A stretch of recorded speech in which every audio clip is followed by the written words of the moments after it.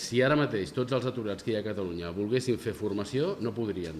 Només hi hauria places per fer formació per un 7% de les persones aturades al nostre país.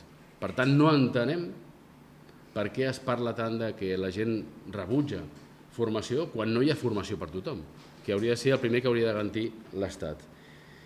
No entenem per què es parla que la gent rebutja feines quan l'any passat només al conjunt d'Espanya 1.500 persones no arriba, teòricament van rebutjar reiteradament una feina i per això se'ls va treure. Estem parlant del 0,05% dels aturats. Nosaltres el que creiem és que aquest debat, en definitiva, busca dos objectius. El primer, desviar la responsabilitat que té l'Estat i dipositar-la en el terreny dels aturats. I això seria l'últim que podria passar, que l'aturat fos responsable de la seva situació. I d'altra banda, i el que ens sembla a tots plegats des de la Generalitat de Catalunya molt més greu, és que en el fons el que s'està buscant és afiançar la sensació en el país de que els serveis d'ocupació no funcionen. I en certa mesura és veritat, no funcionen, però no funcionen perquè no hi aboquen recursos. En formació l'any passat a Catalunya, en formació ocupacional, es van gastar 190 milions d'euros. En bonificacions, o sigui, el que se li paga als empresaris per contractar determinats col·lectius, es van gastar 828 milions d'euros. Ja no parlem de les dades que tenen a veure amb els professionals que hi treballen.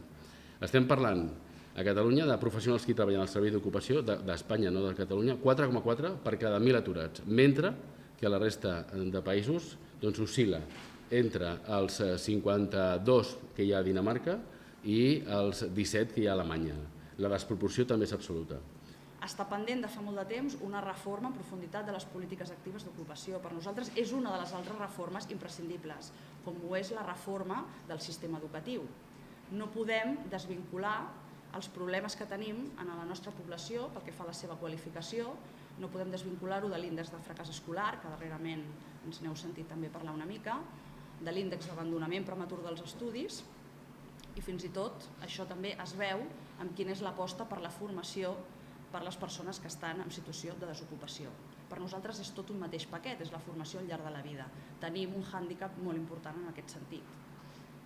La reforma de les polítiques actives d'ocupació és imprescindible, és urgent, anem tard, feia falta haver-la atacat ja fa molts mesos, però en tot cas és una reforma que ha de passar, a l'entendre, al nostre entendre, l'entendre de la UGT de Catalunya, per un reforçament dels serveis públics d'orientació, de l'orientació, per un autèntic sistema d'orientació professional, per una millora molt important de les xarxes d'oficines, i això no ho hem tastat, això no ho hem provat, això no ho hem ni tan sols intentat, i el que hem fet és obrir les portes a una privatització dels serveis d'ocupació que creiem que redundarà en fer encara més dual el nostre mercat de treball, en empitjorar les condicions de les persones amb més baixa formació i, en tot cas, en facilitar la vida amb alguns més afortunats que per la via de les empreses privades de relocació i de les empreses de treball temporal podran trobar una sortida i podran rebre una sèrie d'ofertes que la majoria de persones que estan en situació de desocupació, el 78%, que són els que tenen un nivell d'estudis baix o molt baix, doncs no podran rebre.